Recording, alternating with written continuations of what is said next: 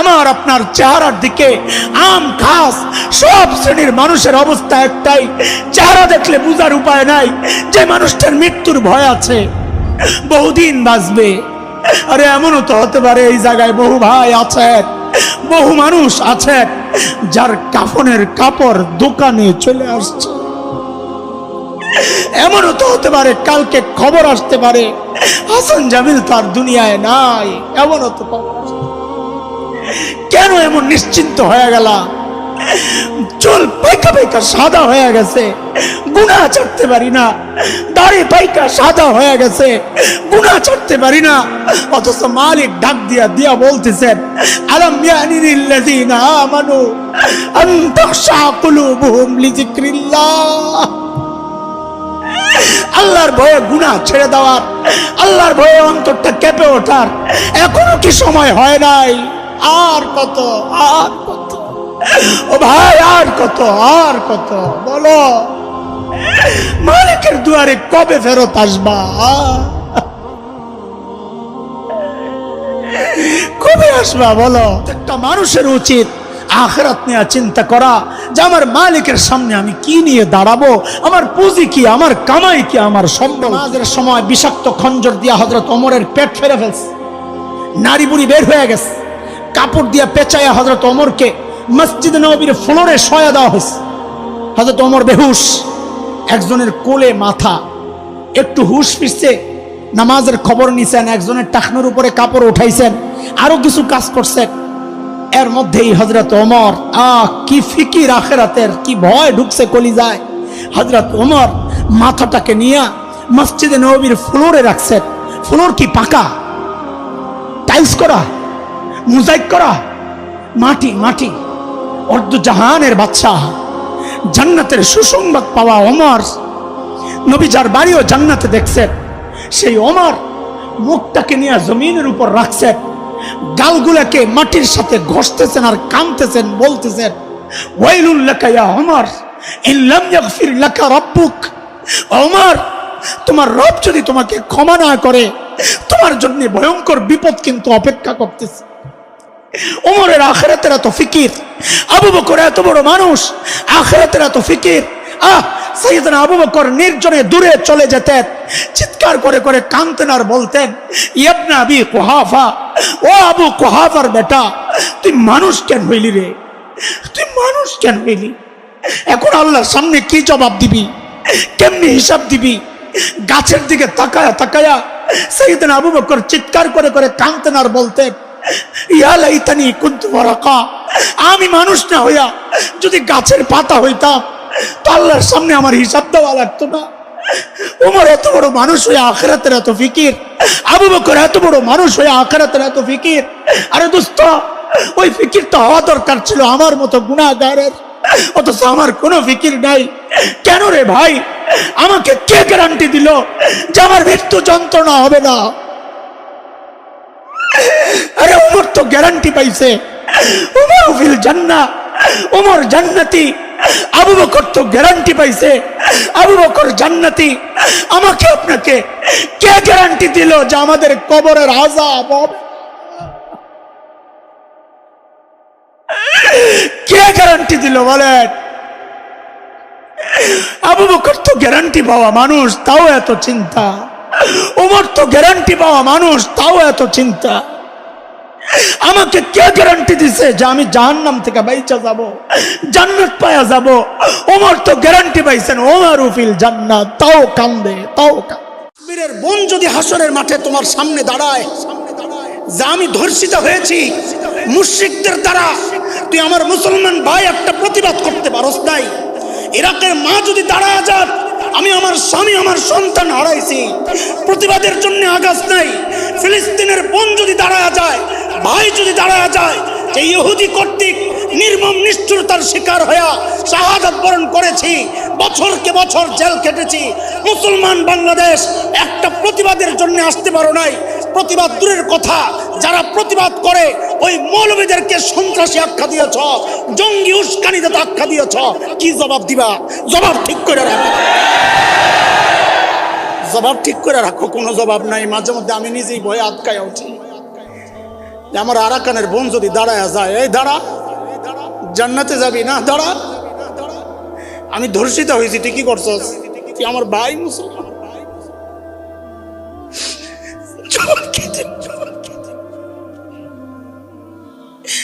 কোনো জবাব নাই, কোনো জবাব নাই, মাফ চাওয়া ছাড়া কোনো জবাব নাই।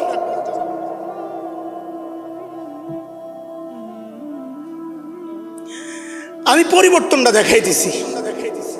কাদের কথা শোনাইতেছি বলে? বর্বর আরবদের কথা শোনাইতেছি। কি মানুষ কি হয়ে গেল, কি মানুষ কি হয়ে গেল, কিসের বরকতে বলেন? আবার সেই কোরআন তো আল্লাহ তাআলা উঠায় আনিছে। সবাই বলে না, সন্দেহে পড়ে গেছে।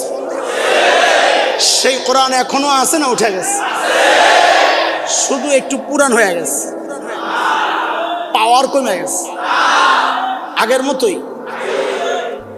তো বর্বর আরবদের অবস্থান যদি কোরআনের ছোঁয়ায় এই লেভেলে পৌঁছতে পারে, তো আজকের এই দুনিয়ায় মুসলমান উন্নতির চরম শিখরে পৌঁছার রাস্তা এই একটাই, কোরআনকে বুকে ধারণ করো, তাইলেই সম্ভব। অন্য কোনো পথে মুসলমানের উন্নতি হতে পারে না। রাস্তা একটাই। ইমাম মালিক রহমতুল্লাহি আলাইহি বলেছেন, লা ইয়াসলুহু আখিরু হাযিহিল উম্মাহ ইল্লা বিমা সালুহা আউয়ালুহা। এই উম্মতের শেষ যারা, তাদের উন্নতির রাস্তা একটাই, যেই পথে পূর্বের যারা ছিল তারা উন্নতি করেছে। রাস্তা একটাই, সেটা হচ্ছে কোরআনের পথ, সুন্নাহর পথ। রাস্তা একটাই। ঠিক তো বলতেছি, ঠিক তো বলতেছি। কিন্তু মাথা থেকে পা পর্যন্ত একটু চেক শুরু করি, মাথা থেকে পা পর্যন্ত একটু চেক শুরু করি। ওরা আমার নবীকে নিয়ে কটূক্তি করেছে, আমি ফুঁসছি। হ্যাঁ, ফুসারি তো কথা, ঠিক আছে, এটা ইমানি চেতনা, ফুঁসতে হবে। কিন্তু আমার জিজ্ঞাসা, মাথা থেকে পা পর্যন্ত আমার নবীর কোন আদর্শটা তুমি লালন করো? তোমার চুল নায়কের মতো, তোমার জামাটা গায়কের মতো, তোমার পোশাক, তোমার টাই, তোমার আখলাক, তোমার চরিত্র, বিবির পোশাক, হিন্দি সিনেমার সিরিয়ালের মেয়েদের নর্তকী বেশ্যাদের পোশাক, বিবি আর মেয়েকে না পড়াইলে তুমি নিজেকে সমাজে স্মার্ট হিসাবে প্রকাশ করতে পারো না। জিল্লতি, অধপতন আসবে না কেন? আমি মনে করি আমার উন্নতির রাস্তা বুঝি ইহুদি নাসারাদের পথে না। ওদের উন্নতির রাস্তা একটা, আমার আপনার উন্নতির রাস্তা আলাদা। ছোট্ট একটা উদাহরণ শোনাই। আমাদের শেখ মুফতি তাকি ওসমানী দামাত বারাকাতুহুল আলিয়া পেশ করেছেন এই উদাহরণ। উপলব্ধির চেষ্টা করেন, উপলব্ধি, গল্প কিস্সা শোনানো মাকসাদ না আমার। আপনাদের ভেতরের চেতনাকে জাগাইতে চাই। আমি নিজেও জাগতে চাই, আমি নিজেও দুর্বল। ওদের পরিবর্তন হলে পরিবর্তন আমাদেরও সম্ভব। কোরআন তো একটাই। হায়, এক এলাকা ছিল বোকার রাজ্য, বোকার রাজ্য, পুরা এলাকার মানুষ বোকা, সহজ, একেবারে বোকা। ওই বোকার রাজ্যের এক লোক কেমনে জানি খেজুর গাছের মাথায় উঠে গেছে। কোথায়? উঠার সময় উঠে গেছে, তালতুল নাই। এখন তো আর নামতে পারে না, নামতে গেলে গুতা খায় আর কেমন করে ওঠে। এখন এই মাথায় বৈশা বৈশা খালি চিৎকার চেঁচামেচি করতেছে। এলাকার মানুষও পেরেশান, হায়রে এই মানুষটাকে কেমনে নামাবো? কারো মাথায় কোনো বুদ্ধি আসে না। শেষে বুদ্ধি একটা আসছে যে এক কাজ করো, পাশের এলাকায় একটা চালাক লোক আছে, ওরে হায়ার করে আনো। বুদ্ধিজীবী, চুল নাই আর কি। তো ওরে এলাকা থেকে হায়ার করে আনছে। কি সমস্যা ভাই? ভাই আমাদের এক ভাই খেজুর গাছের মাথায় উঠছে, নামতে পারে না, এখন একটা বুদ্ধি দাও তুমি, কেমনে নামাবো? ইজি ব্যাপার, তুমি সোজা। তো কি করতে হবে? কয়টা মোটা রশি লও লম্বা, তুমি মোটা তাড়াতাড়ি লম্বা রশি একটা আনছে, আয়না করে খেজুর গাছের মাথায় ওঠাও। তো ফালাইছে উপরে। এখন কি করব? এই রশি ওর কোমরে শক্ত করে বাঁধতে গো। তো ওই রশি ওই বেটার কোমরে শক্ত করে বাঁধছে। বলে এবার সবাই আমার সাথে রশি ধরো, আমি যখন বলবো একসাথে সবাই টান মারবা। ঠিক আছে। হেইও কয়ে একসাথে টান মারছে, বেড়া তো ছিঁড়ামিরা পইরা নিচে পইরা একদম বক। এখন তো সবাই ধরছে, আরে ভাই তুমি কি করলা এটা? জেতা মানুষ মাইরা লাইলা, মরে যাবে, আমি কি বুঝছিলাম? তো এইটা কোন বুদ্ধি? এটা তো এটা তো আমরাও বুঝি মরে যাবে, তোমার চালাক মনে করে আনলাম। কি জবাব দেয়?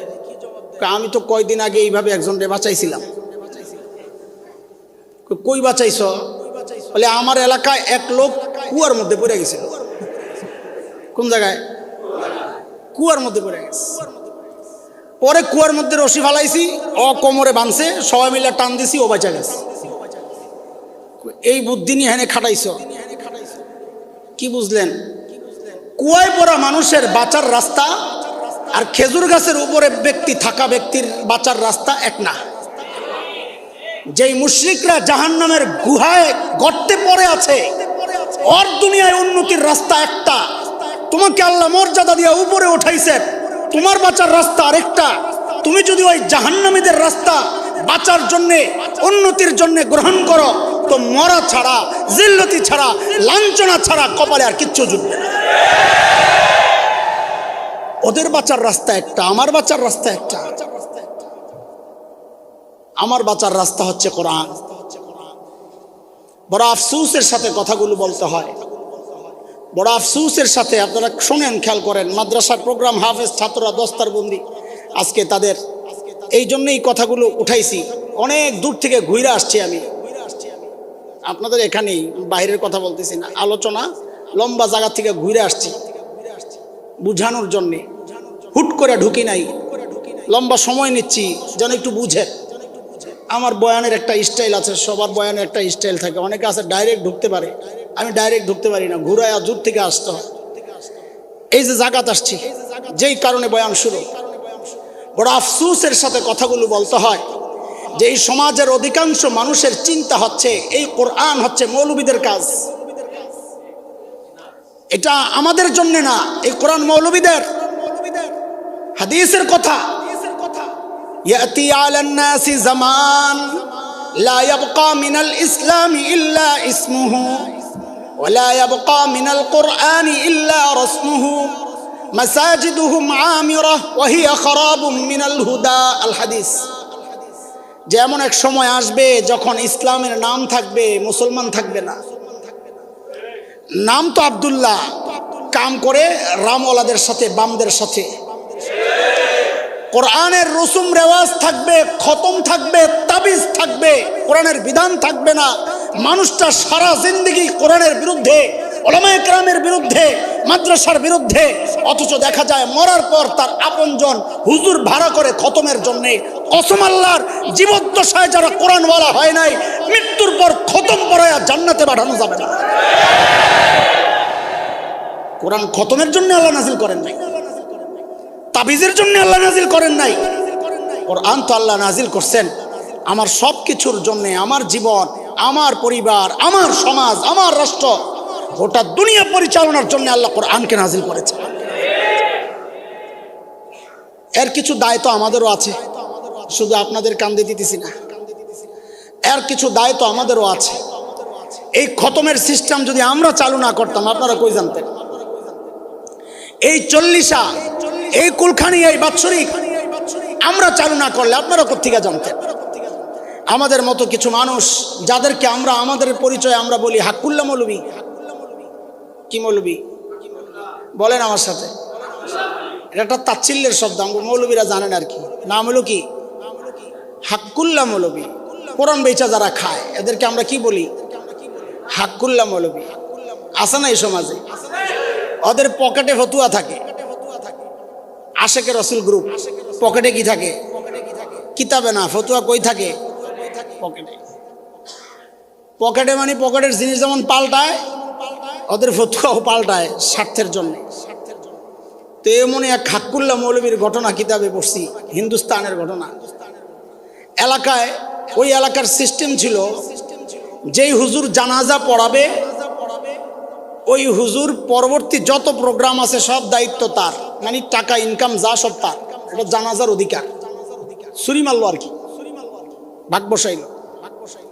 তো এক এলাকার অনেক বড় এক ধনী মানুষ, তার বাবা অসুস্থ, খেয়াল করেন, বাবা অসুস্থ, এখন চিন্তা করছে এই বুড়া মরলেই তো জানাজা তো আমিই পড়াবো। তো যেহেতু ছেলে ধনী, পরবর্তী প্রোগ্রাম 40 কুলখানি এগুলার মালও তো বেশি আসবে, বিল বড় হবে না, ধনী মানুষের বিল। তো এখন খালি আল্লাহর কাছে দোয়া করে, আল্লাহ বেটা মরে না কেন, মরে না কেন, মরে না কেন। মরলেই তো ইনকাম শুরু, পকেট খালি হয়ে গেছে। হঠাৎ একদিন শহরে গেছে কোন কাজে, মরে না, শহরে গেছে কোন কাজে, এর মধ্যে খবর পাইছে ওই লোক তো মারা গেছে। এখন তো আফসোস, হায়রে আমার জানাজা তো ছুটে গেল। জানাজা ছুটছে মানে আমার ইনকামও বন্ধ। বুঝেননি কথা? দৌড়াইয়া শহর থেকে গ্রামে আসছে, আইসা থেকে হ্যাঁ ঠিকই চিন্তা যেটা করছে ওইটাই জানাজা হয়ে গেছে। তো জানাজা হয়েছে কি হয়েছে, ফতুয়ার পকেটে আছে না, কথা বলেন না। তো মাইয়তের আপনজন রে ডাকছে, জানাজা যে পড়ছেন, জানাজার মধ্যে মাইয়তের নাম টাম নিছেন নি? আচ্ছা, মাইয়তের নাম নেয়নি জানাজায়। তো আপনজনরা কয় না, নাম তো লয় নাই। তাইলে এই মাইয়ত থেকে দুনিয়ার শেষ মাথা পর্যন্ত কত মাইয়ত সামনে আছে, কার জানাজা পড়লেন কেমনি বুঝবেন? আহারে সহজ সরল মানুষ, জাহেল মানুষ, হুজুর যা কয় তাই তো, কই ইন্নালিল্লাহ। হুজুর তাইলে এখন কি করার কিচ্ছু নাই, রাস্তা একটাই, জানাজা আবার পড়তে হবে। হ্যাঁ, তো চিন্তা হইলো জানাজা দৌড়াইলে তো আমি ইমাম। তো এলাকাবাসী সিদ্ধান্ত নিয়েছে, ঠিক আছে তাহলে জানাজাটা আমরা আবার পড়ি। তো হ্যাঁ নামাজে দাঁড়াইছে। ওদিক দিয়ে আগে যেটা জানাজা পড়াইছে, হ্যাঁ তো খালি রাগে ফুলতাছে, এর ইনকাম গেছে গা। হ্যাঁ পিছন দিয়ে রেডি, দেখি তুই জানাজা কেমনে পড়াস। তো নামাজে দাঁড়ায় 3 তাকবীর দেওয়া শেষ, এখন তো দোয়ার টাইম। দোয়ার মধ্যে তো দোয়া নাম লইব, আল্লাহুম্মা গফির লি হাইয়িনের জায়গায় আল্লাহুম্মা গফির লি আব্দুল্লাহ, এরকম কিছু একটা বলতে হবে। এখন 3 তাকবীর দিয়ে এখন চিন্তা করতেছে, ফতুয়া তো দিলাম, সিস্টেমটা কি আমিও তো বুঝতেছি না, নামটা কই বলো, কিভাবে বলো, আর দোয়াই বা কেমনে করো। তো উর্দু আলাদের ঘটনা, তো উর্দুতেই কথাটা আসছে আর কি। তো হঠাৎ দোয়ার মধ্যে বলতেছে, নাম বলতেছে, ওয়ালিদ কা নাম ইমরান, ওয়ালিদা ফাতেমা, উসকা নাম রমজান, ফাবি আইয়ি আলাই রাব্বিকুমা তুকাজ্জিবান। দোয়া পড়ে লেছে, নাম লয়ে লেছে। পিছনের যে ইমামটা আছে, আগের যেটা পড়াইছে, হ্যাঁ তো বুঝছে বাটপারি, হ্যাঁ পিছন থেকে লোকমা দিছে। কি লোকমা? ये जनाजा ना बीच हदीस ना बीच कुरान, फबी अय्यि आलाई रब्बिकुमा तुकज्जिबान। এই জানাজা না হাদিসে আছে না কোরআনে আছে, ফাবি আইয়ি আলাই রব্বিকুমা তুকজ্জিবান।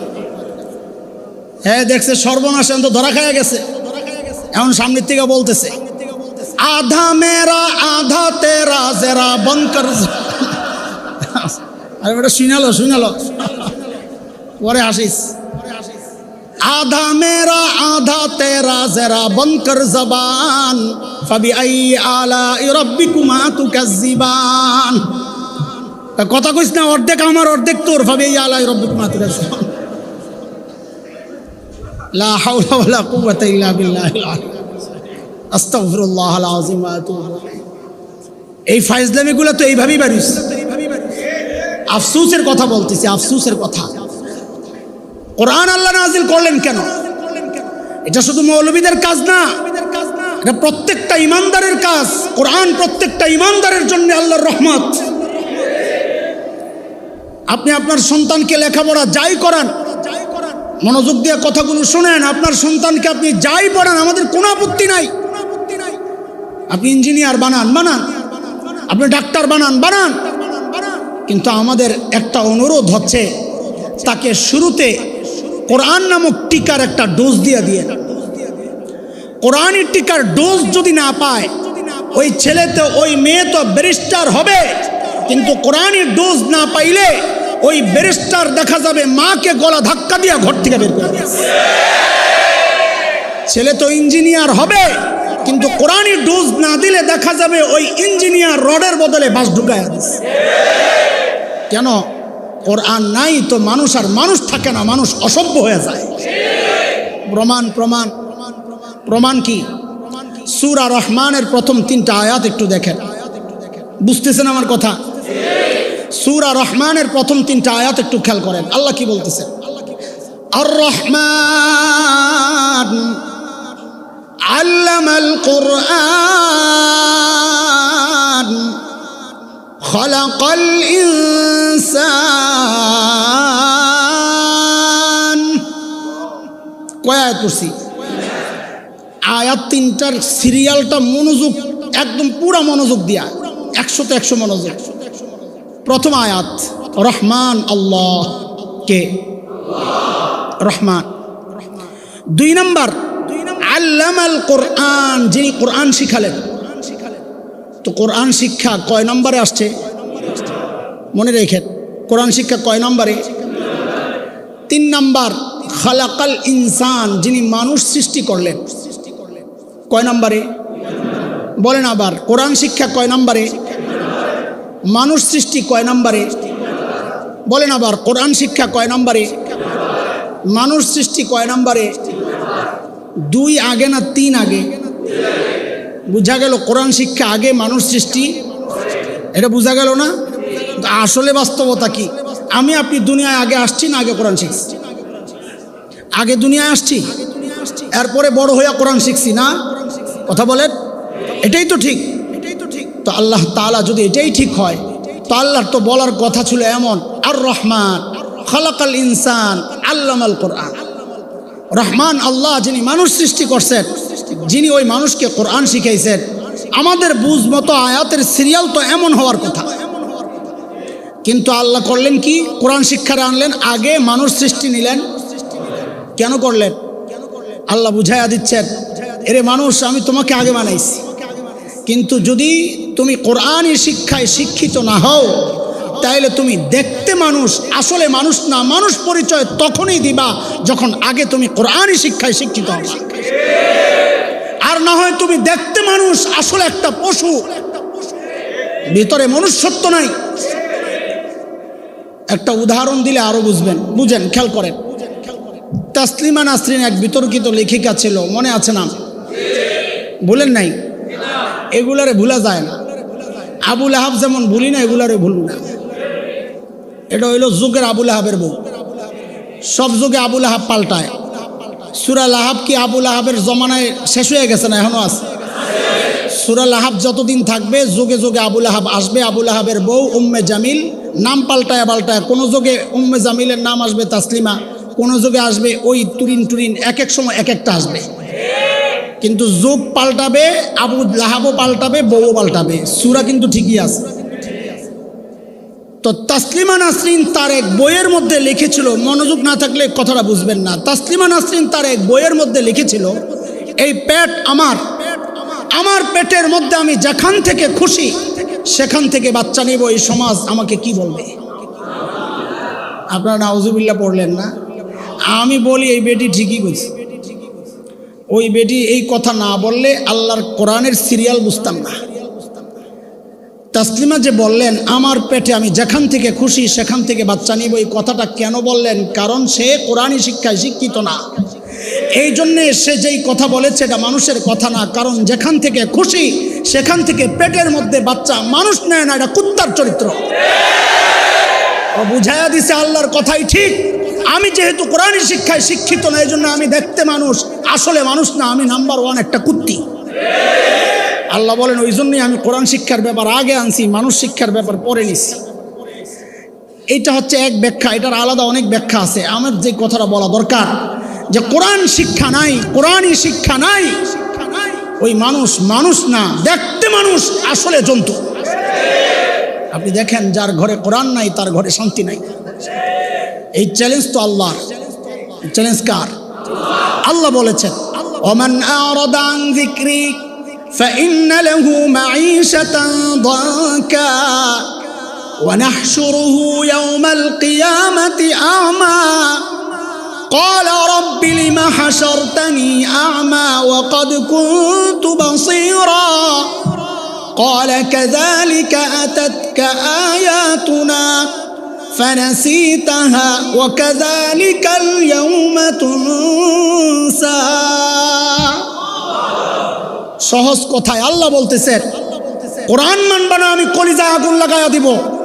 আমরা কি দেখলাম? ছেলে মেয়ে প্রতিষ্ঠিত, নিজে প্রতিষ্ঠিত ব্যবসায়ী, অথচ কোরআনী এলেম নাই, দিন মানে না। তো কি হইছে? নিজের নিরাপত্তার জন্য কিনা পিস্তলটা দিয়ে নিজেকে গুলি করে হত্যা করেছে। এই দৃশ্য দুনিয়াবাসী দেখে নাই কেন? কোরআন থেকে দূরে সরবা তো আল্লাহ কলিজায় আগুন লাগাইয়া দিবে। ও বাবা, ও মা, যারা শুনতেছেন আমার কথা, আপনাদের কাছে একটা জিজ্ঞাসা আমার। এই জিজ্ঞাসার আগে আমি ছোট্ট একটা ঘটনা শোনাইতেছি আপনাদেরকে। ডরায়েন না, ছেড়ে দিব। আমারও তো কাহিল লাগতেছে, গরমের মধ্যে কার ভাল লাগে। আমার মসজিদের কথা। এই গল্প আমরা কিতাবেও পড়েছি, কিন্তু আমার নিজের সাক্ষী, আমি নিজেও দেখেছি। এক বড় মানুষের বাবা ইন্তেকাল করেছে।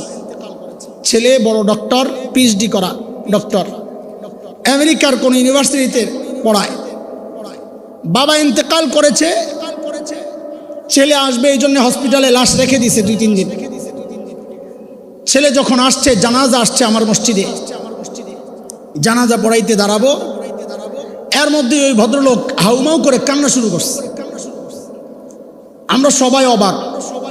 অবাক হওয়ার কারণ হচ্ছে, এই জাতীয় মানুষ দিল একটু শক্ত হয়, লেখাপড়া করতে করতে কেমন জানি হয়ে যায়, কান্নাকাটি কম করে। আবার লম্বা সময় বাবা থেকে বিচ্ছিন্ন, এই জন্য টান কম থাকার কথা।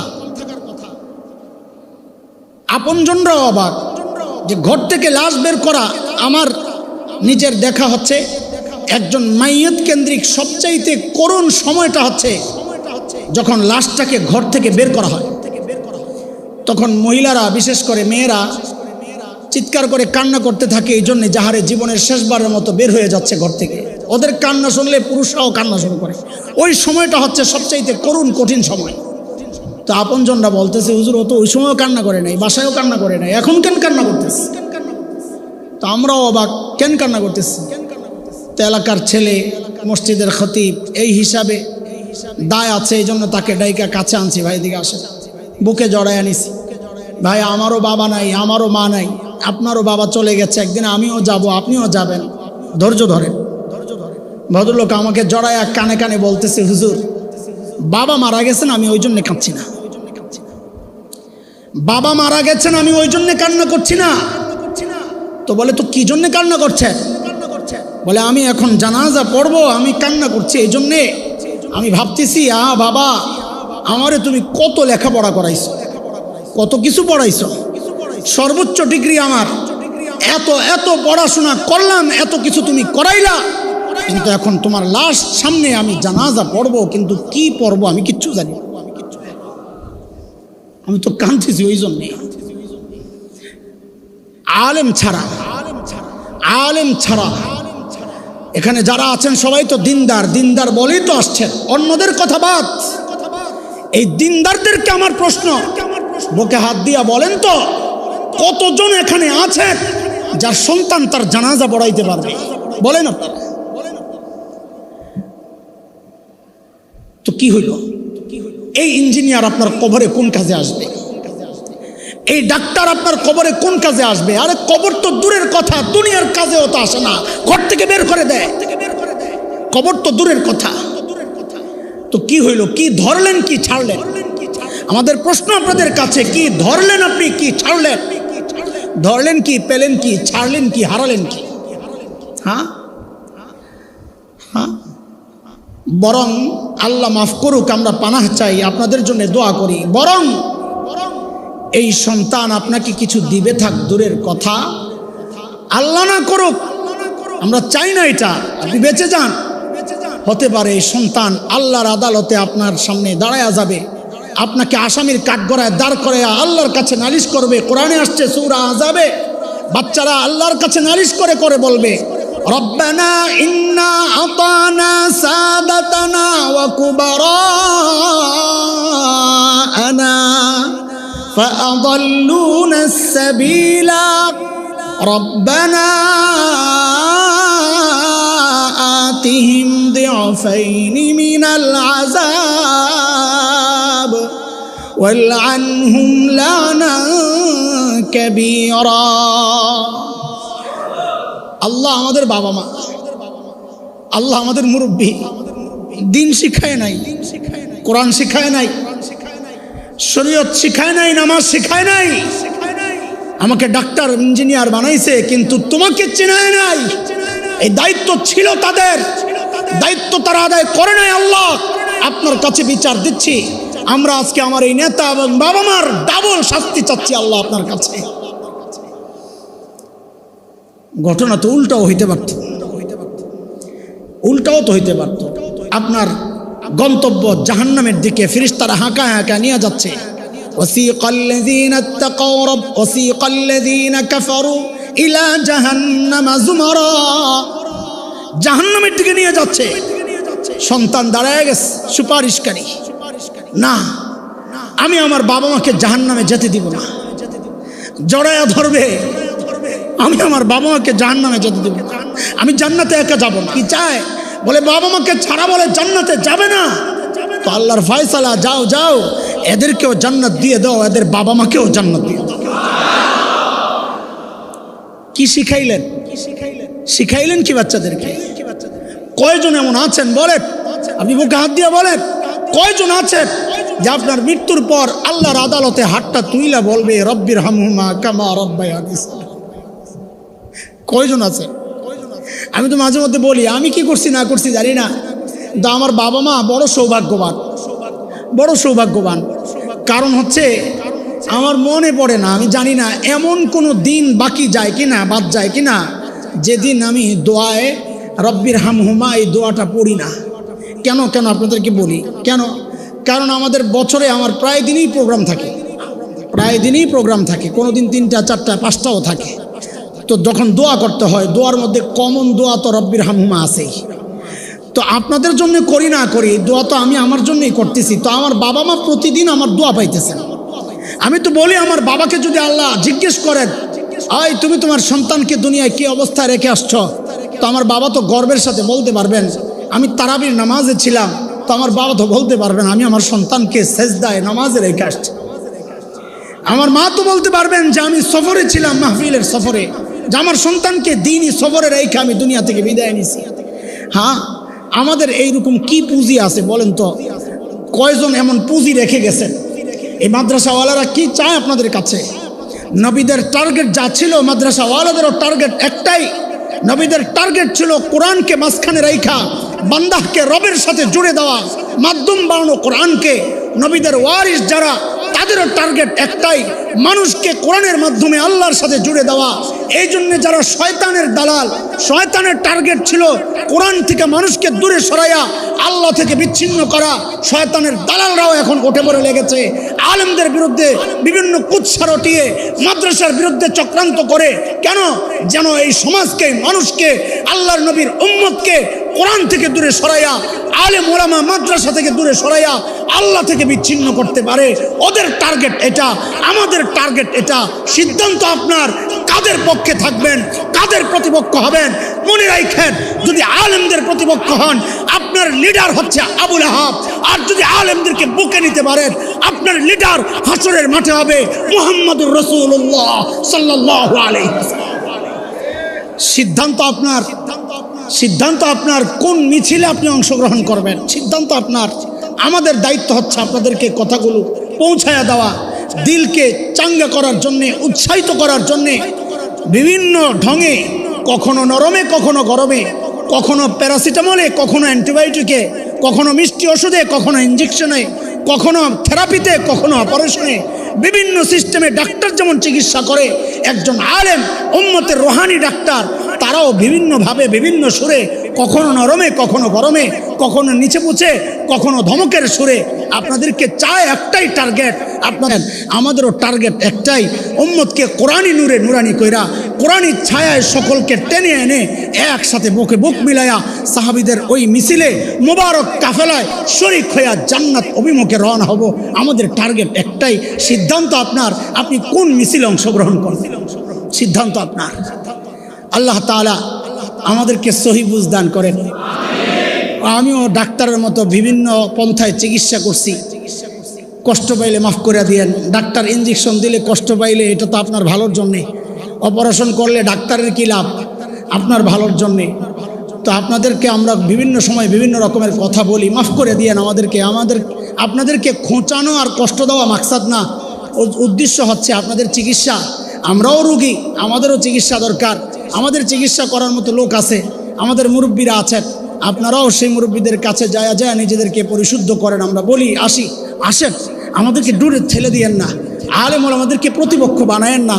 আল্লাহর রাস্তে মাদ্রাসাকে প্রতিপক্ষ না বানায়া বুকে টাইনা নেন। ইনশাআল্লাহ দুনিয়া শান্তির হবে, আখিরাত শান্তির হবে ইনশাআল্লাহ। আল্লাহ তাআলা আমাদের সবাইকে কোরআনওয়ালা বানায়া দেন, মাদ্রাসাওয়ালা বানায়া দেন, আলেম ওলামাদের পক্ষের লোক বানায়া দেন।